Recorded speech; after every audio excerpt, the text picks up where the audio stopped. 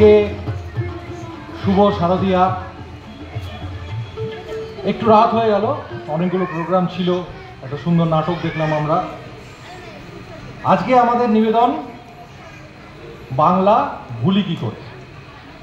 দু অক্ষরের শব্দ বাংলা, অথচ তার ব্যাপ্তিটা যদি আমরা দেখি তাহলে কোথা থেকে শুরু আর কোথায় শেষ এর হিসেব আমরা করতে পারবো না। রবীন্দ্রনাথ ঠাকুর, কাজী নজরুল ইসলাম, নেতাজি, হালের সৌরভ গাঙ্গুলি, উত্তম কুমার, সত্যজিৎ রায়, অমর্ত্য সেন, এই লিস্টের কোনো শেষ নেই। যত ভাববেন এই লিস্ট তত বাড়তে থাকবে। তবে আজকের অনুষ্ঠানটা ঠিক এই মহাপ্রভুদের সম্বন্ধে বা এই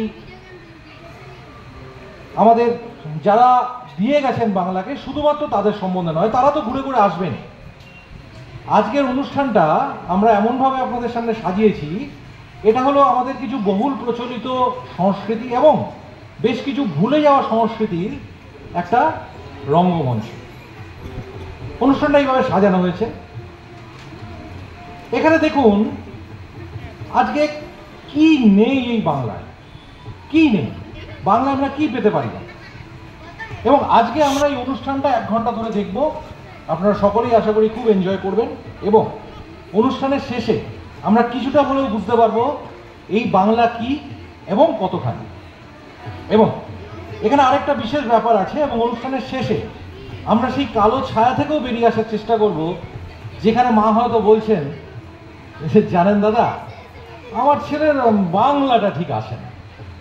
আজকে সবার বাংলা আসুক, এই শুভকামনা নিয়ে আমরা আজকে শুরু করতে চলেছি আমাদের আজকের নিবেদন বাংলা ভুলি কি করে।